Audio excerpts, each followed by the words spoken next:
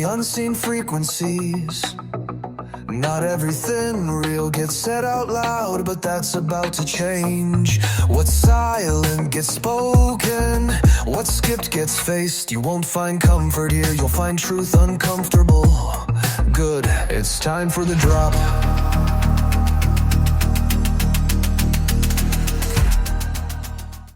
Hey everyone, you're listening to Vibe in the Unseen Frequencies. I'm Brad, and this is your Truth Drop Thursday. These drops aren't scheduled, they're not always planned, they're just things that need to be said when they need to be said.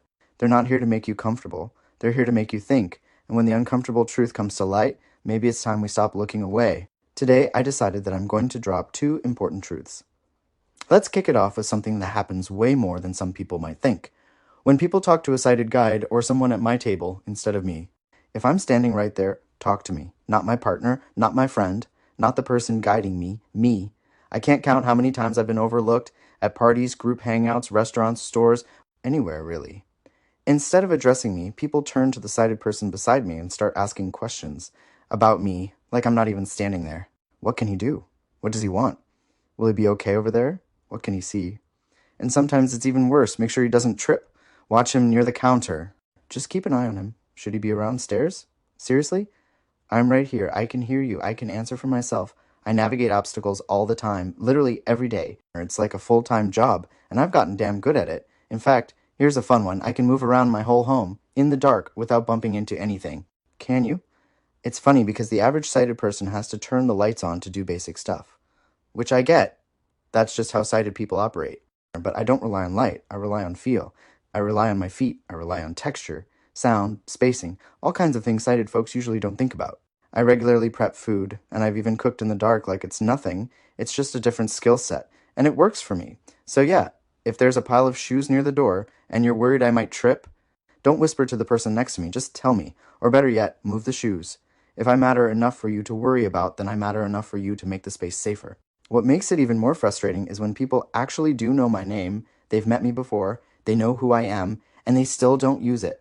One of the hardest things about being blind is not having access to the same visual cues that sighted people rely on every day. People make eye contact, wave, gesture towards someone when they're about to speak. I don't get that. So if you don't say my name or make it clear that you're talking to me, I might not even know you're addressing me at all.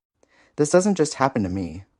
I know people who've had doctors speak directly to their spouse, parent, or guide, even though they're the actual patient in the room. That's not just disrespectful, it's dehumanizing.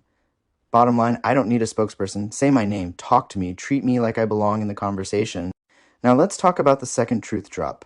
The sit-down reflex. This one's wild. It happens a lot.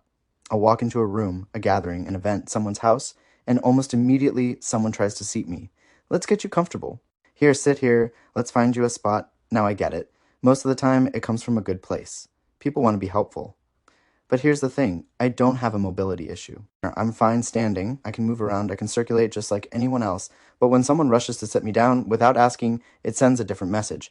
It's like, we don't know what to do with you, so we're just going to park you here. Then what happens? The group starts shifting. People wander off. Conversations pop up in other spots. And I've been left sitting where I was placed, totally out of the loop. It feels like being benched. Like I'm not fully part of the moment, just kind of there. If you really want to help, just ask. Would you like to sit or stand? Where would you like to be? Give me the same options you'd give anyone else. Because I'm not just here to exist, I'm here to engage. Now look, I'm not going to say, put on a blindfold and try being me. That continues to give people the wrong impression, like all blind folks live in pitch black. That's just not true, nor is it my case. Blindness is a spectrum. Most of us have some sort of perception. Movement, light, shadows, color, shapes, tunnel vision, peripheral vision.